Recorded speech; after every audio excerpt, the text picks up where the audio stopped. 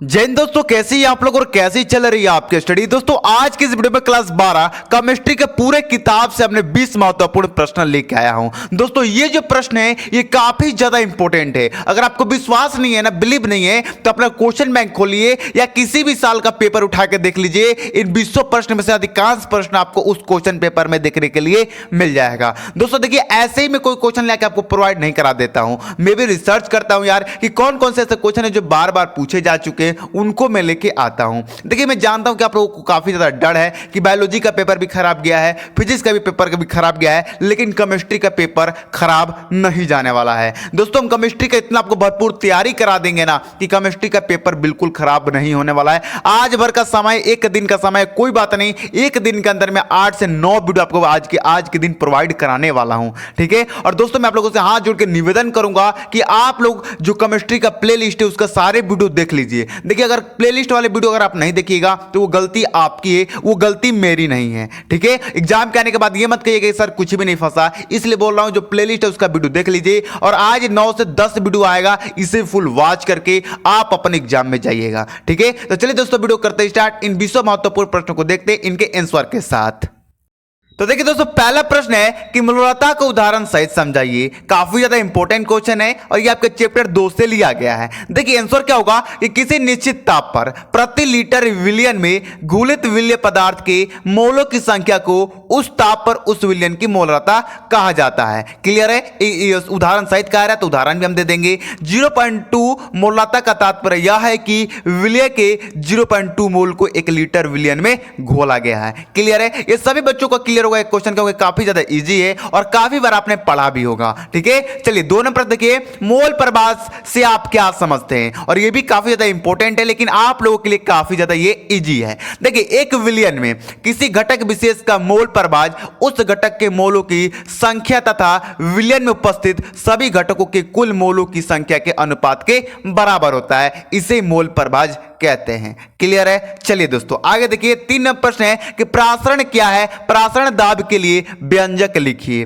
काफी ज्यादा इंपॉर्टेंट आपके बोर्ड एग्जाम की दृष्टि से और यह भी चैप्टर 2 से ही लिया गया है। देखिए जल के अणुओं की गति जब वर्णात्मक प्रांपीय झिल्ली के द्वारा हो तो उसे प्रासरण कहते हैं। क्लियर है। अब बोल रहा है प्रासरण दाब के लिए व्यंजक लिख दीजिए, तो चलिए हम व्यंजक भी लिख देते हैं। पीबी बराबर हो जाएगा NRT या आप इसे P बराबर CRT लिख सकते हैं। क्लियर है। चलिए जो हमारे जो नेक्स्ट क्वेश्चन उसे भी देखते हैं और अच्छी तरह उनको भी हम लोग समझ लेते हैं।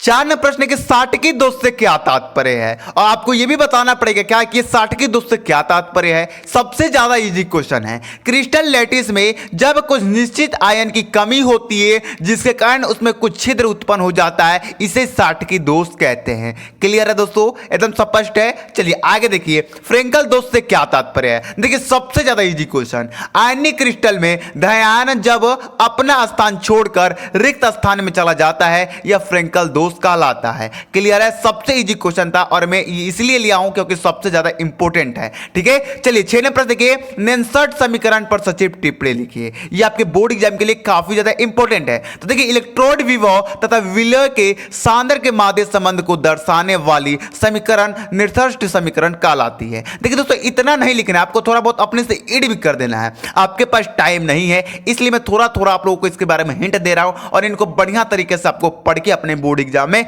जाना है, ठीक है। चलिए 7 नंबर प्रश्न है कि विद्युत रासायनिक श्रेणी तथा इनके लक्षण लिखिए। तो देखिए यहां पर लिखेंगे विद्युत रासायनिक श्रेणी क्या होता है। देखिए विभिन्न तत्वों के उनके बढ़ते हुए अपचयन इलेक्ट्रोड विभव के क्रम में रखने पर जो श्रेणी प्राप्त होती है उसे विद्युत रासायनिक श्रेणी कहते हैं। अब इसका लक्षण आप लोग लिख लीजिएगा, मैंने यहां पर लक्षण नहीं लिख रखा है। काफी इजी क्वेश्चन है मेरे भाई। जो बच्चे एनसीईआरटी बुक पढ़े हैं ना, ये सारे क्वेश्चन का आंसर उनको आता होगा और ये वीडियो देखते हुए हंस ही रहे होंगे कि क्या सर ये क्या क्वेश्चन लेके आए हो, हलवा जैसा है लेकिन काफी ज्यादा इंपॉर्टेंट है, ठीक है। चलिए दोस्तों हमारा जो नेक्स्ट क्वेश्चन उसे देखते हैं और अच्छी तरह उनको भी हम लोग समझ लेते हैं।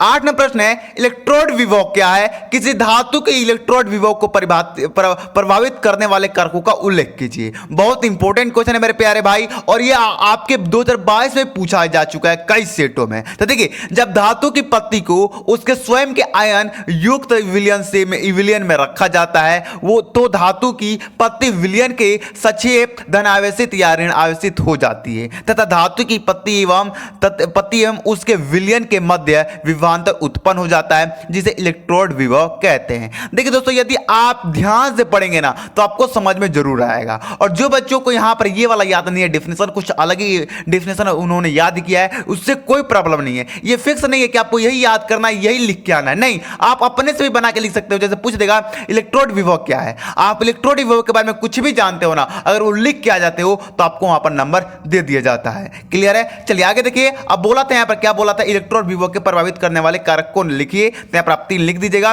विलयन की सांद्रता, धातु की प्रकृति और विद्युत अपघटन की प्रकृति। क्लियर है? चलिए 9 नंबर प्रश्न के शून्य कोटि की अभिक्रिया से आप क्या समझते हैं? वेरी वेरी इंपॉर्टेंट क्वेश्चन, इसे आपको छोड़ना बिल्कुल भी नहीं है। देखिए, वह अभिक्रिया जिसकी दर अभिकारकी की सांद्रता पर निर्भर नहीं करती है शून्य कोटि की अभिक्रिया कहलाती है या कहलाता है। एक उदाहरण लिख दीजिएगा, जैसे मैंने यहां पर उदाहरण लिख रखा है, N2O बराबर AU N2G plus O2। Clear है? उदाहरण आप लोग लिख दीजिएगा। देखिए, उदाहरण अगर आप केमिस्ट्री में लिख के आते हैं ना तो आपको फुल नंबर मिलते हैं, नंबर कटने का चांस वहां पे नहीं होता है। चलिए तो जो हमारे जो नेक्स्ट क्वेश्चन उसे देखते हैं और उससे भी अच्छी तरह से हम लोग समझ लेते हैं।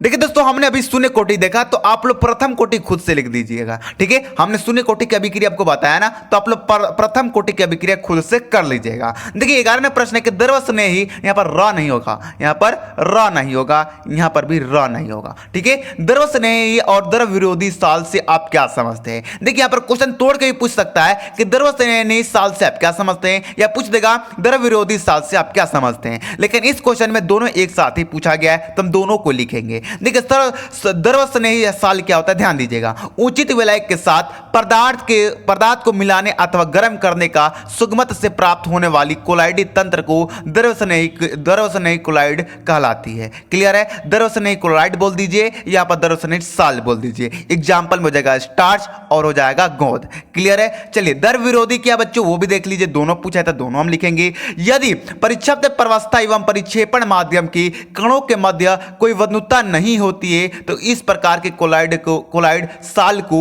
द्रव विरोधी कहते हैं। क्लियर है? एग्जाम्पल लिख सकते हैं गंधक साल ए, और इसके बाद ये लिख सकते हैं आदि, और सर आप लिख सकते हैं। क्लियर है? चलिए आगे देखिए 12वां प्रश्न है कि उत्प्रेरण से आप क्या समझते हैं, इसके लक्षण लिखिए। काफी ज्यादा इंपॉर्टेंट है लेकिन काफी ज्यादा इजी भी है। देखिए, किसी पदार्थ के उपस्थित में यदि किसी रासायनिक अभिक्रिया का वेग या दर परिवर्तित हो जाता है परंतु अभिक्रिया के अंत में पदार्थ स्वयं अपरिवर्तित रहता है तो इस घटना को उत्प्रेरण कहते हैं। ठीक है, लक्षण बोला है तो आप लोग लक्षण खुद से लिख लीजिएगा, हमने आपको बता दिया उत्प्रेरण क्या होता है। देखिए सारे क्वेश्चन का आंसर अगर आप अपने क्वेश्चन बैंक में ढूंढेंगे तो जरूर मिल जाएगा, क्योंकि सारे इतने इंपॉर्टेंट है ना भाई कि क्वेश्चन बैंक में नहीं आएंगे तो कहां पे आएंगे, आप यही बता दीजिए। ठीक है, चलिए तो जो हमारे जो नेक्स्ट क्वेश्चन उसे भी देखते हैं और इसी तरह अब देखिए दोस्तों 13 नंबर और 14 नंबर प्रश्न आपको खुद से कंप्लीट करना होगा। डी ब्लॉक के तत्व उनके गुण और एफ ब्लॉक के तत्व उनके गुण, इन दोनों को खुद से आप लोग कंप्लीट कीजिएगा। 15 नंबर है संक्रमण तत्व क्या है, संक्रमण तत्व के डी ब्लॉक क्यों कहते हैं, या इस तरह पूछ देगा या इस तरह पूछ देगा, आपको कंफ्यूजन नहीं होना है, आपको आंसर लिखना है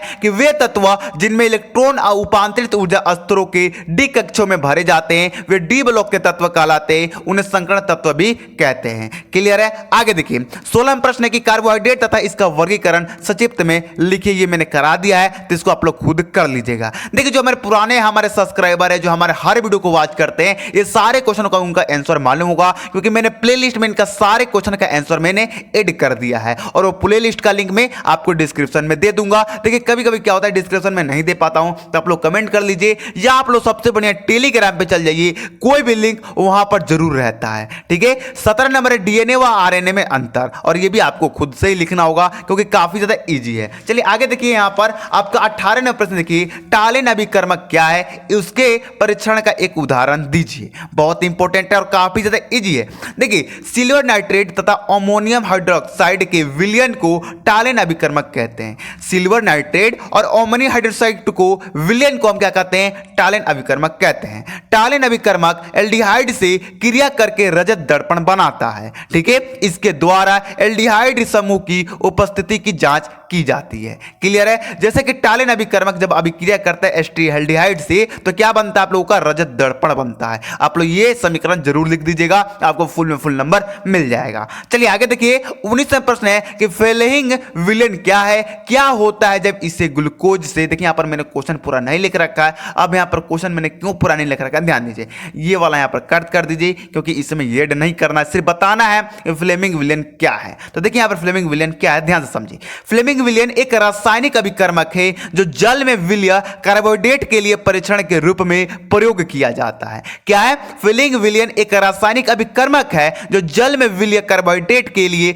परीक्षण के रूप में प्रयोग किया जाता है। जब इसे ग्लूकोज के साथ गर्म किया जाता है तो ग्लूकोबिन अम्ल तथा क्यूप्रास ऑक्साइड के का लाल अवक्षेप बनता है। ठीक है, और यहां पर आप लोग ये समीकरण लिख दीजिएगा, आपको फुल में फुल नंबर मिल जाएगा। देखिए केमिस्ट्री का जान ही होता है समीकरण, अगर आप समीकरण नहीं लिखेंगे तो आपका नंबर वहां पर कटता है। इसलिए आप लोगों से निवेदन करूंगा कि जो भी डिफिनेशन याद कर रहे हैं उसका आप लोग समीकरण जरूर तैयार कर लीजिएगा। ठीक है, चलिए तो जो हमारे जो नेक्स्ट क्वेश्चन उसे भी देखते हैं और अच्छी तरह उनको भी हम लोग 20वां प्रश्न और वीडियो का लास्ट प्रश्न है कि किण्वन किसे कहते हैं, इस क्रिया के लिए अनुकूल परिस्थितियां क्या हैं। देखिए किण्वन किसे कहते हैं वो लिखिएगा कि एंजाइम के द्वारा जटिल कार्बनिक युगों को सरल कार्बनिक युग में अपघटन करने की क्रिया को किण्वन कहलाता है। क्लियर है? इनका अनुकूल परिस्थितियां लिख दीजिएगा। कार्बनिक युग का विलयन तनु होना चाहिए। ठीक है, वायु का संचार आवश्यक है और ताप जो होना चाहिए वह 25 से 30 सेल्सियस होना चाहिए। ऐसी स्थिति हो चुकी किण्वन नष्ट ना हो।